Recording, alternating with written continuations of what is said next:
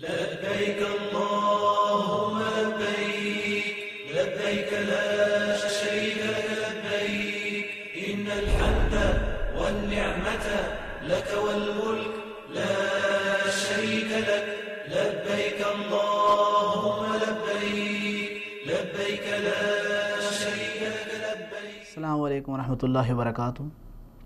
ناظرین کرام، حج تربیتی پروگرام کے ساتھ میں حاضر ہوں. تو ہم اپنے پروگرام کو بقیہ حصے کو مکمل کرتے ہوئے کہ وہ چیزیں جن کی ہمیں یہاں ضرورت پڑتی ہے، ان میں سے وہ چیزیں جو ہماری عبادت کے متعلق ہیں، ان کو بیان کرنا باقی رہ گیا تھا. تو ہماری عبادت کے متعلق جو چیزیں ہیں، ہم وہ لینا ہرگز نہ بولیں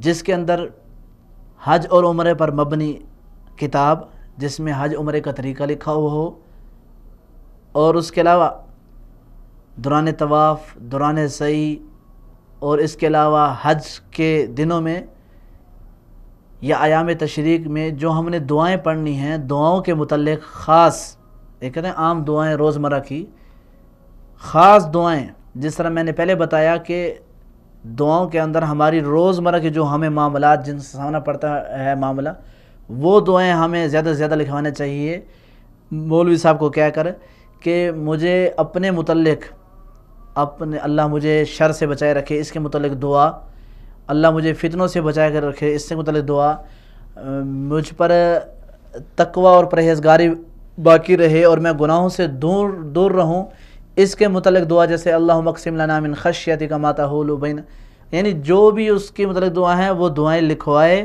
اور اس کو ورقے اپنے پاس رکھ لے یا اس کو ڈائری کی صورت میں اپنے پاس رکھے.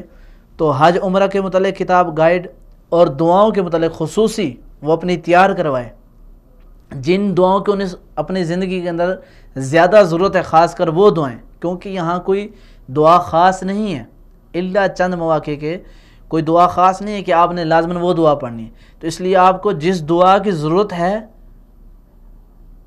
تو مولوی کو، عالم دین کو پتہ ہے کہ اس پریشانی کے متعلق، زندگی کے اس مرحلے کے متعلق رسول اللہ صلی اللہ علیہ وسلم نے آگاہی فرمائی ہے، تو اس کے متعلق کیا دعائیں ہیں. تو وہ دعائیں اپنی ایک ڈائری تیار کروائے اور لکھے، اور وہ دعائیں ان کو بار بار ریپیٹ کرے، اور یہاں اس کے پاس وہ ڈائری ہونی چاہیے، کیونکہ دعائیں یاد تو نہیں ہونے لگی، لیکن کم از کم اس کو وہ بار بار ریپیٹ کر کے اس کا ترجمہ آ جائے گا، پڑھنے کے اندر صحیح ادائیگی آ جائے گی. تو دعائیں کی کتاب، وہ دعا کی کتاب ساتھ ضرور لے کر آنی ہے. یہ وہ چیزیں جو آپ کی عبادت کے متعلق ہے، جس کو آپ نے یہاں لے کر آنا ہے، تو ان کا لے آنا بہت ضروری ہے. اور دوسری وہ چیزیں جو ہمارے اپنی ذات کے متعلق ہیں، ضروریات زندگی کے متعلق ہیں، جو ہمیں یہاں کام آئے گی، تو ان چیزوں کے اندر سر فہرست 40 دن رہنا ہے.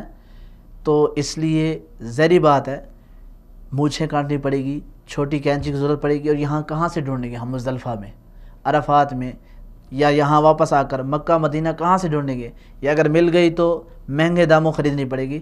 اس لیے مختصر سی چیز ہے، قافلے کے ایک شخص کے پاس یا تقریباً کے پاس چھوٹی کینچی ہونی چاہیے، اور اس طرح ناخن کٹر، ناخن کاٹنے کے لیے. یہ چند ضروری چیزیں ہیں جنہیں ہمیں لکھ لینا چاہیے کہ یہ ساتھ لے کر جانی ہیں. اور اسی طرح ان کے علاوہ اور جتنی بھی چیزیں ہیں احرام کے متعلق، جو سیفٹی بیلٹ ہے وہ ہمیں ساتھ لینا چاہیے، اور جتنی بھی ہم نے ساتھ چیزیں لے کر آنی ہیں ان کو ساتھ لے کر آنا ہے.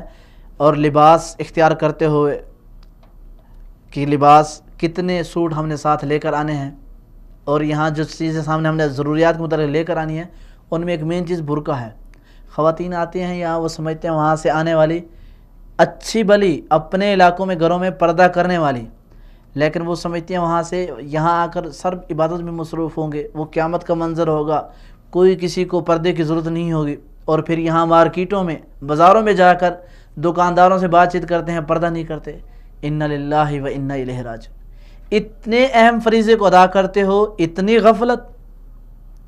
تو اس لیے میرے بھائیوں، ایک تو مکہ و مدینہ، مملکہ عربیہ سعودیہ میں یہاں برقع کرنا لازمی ہے، ضروری ہے. اور دوسرا آپ اپنی ایک اتنی اہم عبادت پر آ رہے ہیں تو یہاں آ کر مہنگے داموں خریدنے سے بجائے اچھا ہے وہاں سے برقع ضرور لینا ہے. وہ جو چہرے پر نقاب نہیں کرنا، وہ صرف دوران طواف، وہ بھی اگر مردوں کی نگاہ نہیں پڑ رہی. اور اگر مردوں کی نگاہ ہے کہ جس طرح سے عائشہ رضی اللہ عنہ حدیث میں فرماتی ہے کہ جب مرد قریب آتے تو میں نقاب کر لیتی. اس کے علاوہ آپ عمرے سے فارغ ہو گئے ہیں، بقیہ ایام آپ نے مکہ مدینے میں گزارنے، تو آپ کو اشد ضرورت ہے. اس لیے اس غلطی میں نہ پڑے اور اپنے ساتھ برقع، حجاب یہ ضرور لے کر آنا ہے. اور وہ چیزیں جو یہاں آ کر ہمارے لیے لے کر آتے ہیں لیکن باعث تنگی بن جاتا ہے، کم پڑ جاتی ہیں، اس کے اندر سر فہرست احرام ہے. ہم ایک عدد احرام لے کر آئے، اس ایک عدد احرام نے کتنے دن چلنا ہے؟ اتنا رش ہے، آنا جانا ہے، پسینہ ہے، اوپر سے موسم کی گرمی ہے. اور پھر حالت کیا ہوتی ہے حاجی کی؟ ہونا تو یہی چاہیے تھا کہ اچھے اور صاف ستھرے لباس میں وہ اپنا عبادت کرتا پھرے، لیکن اس حاجی کا احرام دیکھنے والا نہیں ہوتا. کیوں؟ اس بیچارے کے پاس دوسرا ہے نہیں، اور اگر دوسرا خریدتا ہے تو وہ انتہائی مہنگا.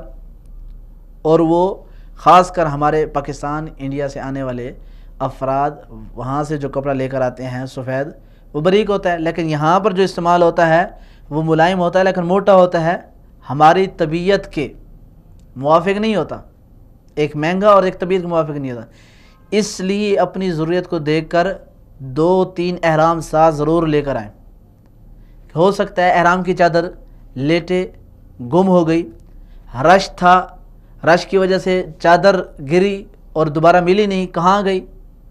یا وہ چادر خراب ہو گئی، دھونے کے قابل نہیں رہی دوبارہ، یا بار بار اس کو دھو کر اب وہ قابل استعمال نہیں رہی. کچھ بھی ہو سکتا ہے اور یہ ممکن ہے اور یہ ہوتا ہے لازماً. اس لیے کم سے کم احرام کی 2 چادریں. اور دوسری چیز جو ساتھ لے کر آنا ضروری ہے وہ جوتی ہے.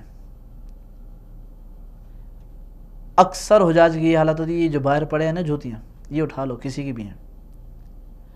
چلو ایک مخصوص جگہ ہے جہاں پر سب ویسے اتار جاتے ہیں یا لے جاتے ہیں، وہاں سے لینی چاہیے یا نہیں لینی چاہیے، یہ علیحدہ معاملہ. اور اس پر ایک اور خطرناک معاملہ، پھر حاجی صاحب نے اٹھانی بھی جوتی وہ والی جو اسے پسند آئے گی، بہترین جوتی.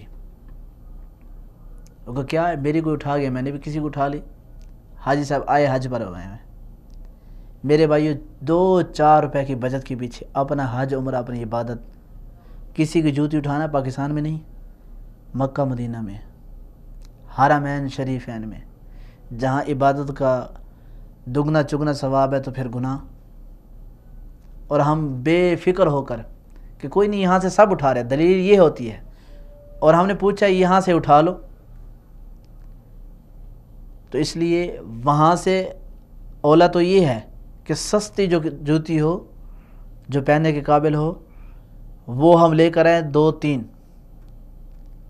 اور جوتی کو سنبھالنے کے لیے ہمارے پاس کپڑے کا چھوٹا سا بیگ ہے جو ہم نے پیچھے رکھا ہو، اس بیگ میں ہماری ہر وقت جوتی اس کو صاف کر کے دھو کر رکھیں. جب ہم حرم کے اندر آئیں، یہاں جہاں جوتی ہم نے نہیں پہنی، جب باہر نکلے تو اس جوتی کو، اگر گم ہونے کا خطرہ ہے، ہمیں ڈبہ نمبر یاد نہیں رہتا، تو اس طریقے سے اپنی جوتی کو سیو رکھیں. اور اگر گم ہو جاتی ہے تو اپنی جوتی دوسری نکال لیں. بالفرض جتنی لے کر آئے تھے وہ ساری گم ہو گئی تو یہاں آسانی سے باعث ہے 5 ریال کی، جس کا مطلب ہے پاکستان میں سب سے زیادہ سستی سے سستی جوتی ملتی ہے نا 100 سے 150 روپے میں، اس سے سستی نہیں ملتی. تو 5 ریال کی جوتی لی اور چلو پہن لی. کتنی جوتیاں غائب ہوں گی. لیکن ایک سستی نا، ایک منظم ہو کر نہیں چلنا، جوتی خیال سے نہیں رکھنی، بس ذہن بنا ہوا ہے اپنی اتار لو، کسی کی اچھی والی پہن لو. ایک سوچو تمہاری اچھی جوتی کو اٹھا لے، تمہارے ذہن میں کیا آئے گا خیال؟ کیا اس کے لیے کرو گے؟